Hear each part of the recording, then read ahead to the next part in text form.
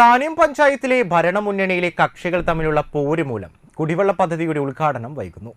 താന്യം 9-ാം വാർഡിലെ കിഴുപ്പള്ളിക്കര മാട് നിവാസികളുടെ നാളുകളായുള്ള കുടിവെള്ള ക്ഷാമത്തിന് പരിഹാരം കാണുന്നതിനായി ജില്ലാ പഞ്ചായത്തിന്റെ 15 ലക്ഷവും ഗ്രാമപഞ്ചായത്തിന്റെ 12.5 ലക്ഷം രൂപയും ചെലവഴിച്ചാണ് കല്ലങ്കര മാട് കുടിവെള്ള പദ്ധതി നടപ്പിലാക്കിയത്. എന്നാൽ കിണറിന്റെയും അനുബന്ധമായുള്ള വാട്ടർ ടാങ്കിന്റെയും പൈപ്പ് ലൈനുകളുടെയും നിർമ്മാണം കഴിഞ്ഞ നാളുകളായിട്ടും 30ഓളം കുടുംബങ്ങൾക്ക് ഇതിന്റെ ഗുണം ലഭിച്ചു തുടങ്ങിയിട്ടില്ല.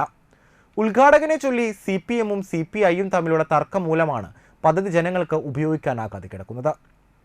കനത്ത കുടിവെള്ള ക്ഷാമമുള്ള പ്രദേശത്ത് സാധാരണക്കാരന് ആശ്വാസമാകുന്ന പദ്ധതി എത്രയും വേഗം തുറന്നു കൊടുക്കണമെന്ന് താന്യം പഞ്ചായത്തിലെ പ്രതിപക്ഷ അംഗങ്ങളായ ആന്റോ തെറിയൻ, മിനു ജോസ് എന്നിവർ ആവശ്യപ്പെട്ടു.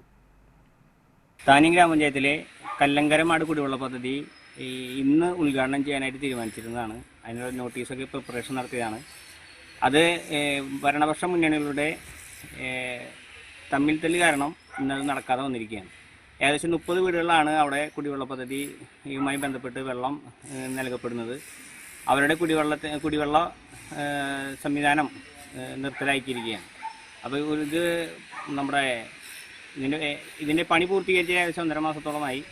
ആ പണി പൂർത്തീകരിച്ച് കിടക്കുന്ന ഈ കല്ലങ്കര മാട്, അതായത് കിഴുപ്പള്ളിക്കര പ്രദേശത്തെ ഏകദേശം 30 വീട്ടുകാർക്കുള്ളൊരു പദ്ധതിയാണ്. ഈ പദ്ധതിയെ എത്രയും വേഗം തുറന്നു കൊടുക്കണമെന്നാണ്, നാട്ടുകാർക്ക് തുറന്നു കൊടുത്ത് അതിൻ്റെ ഉദ്ഘാടനം നിർവഹിക്കണമെന്നാണ് എനിക്ക് പറയാനുള്ളത്.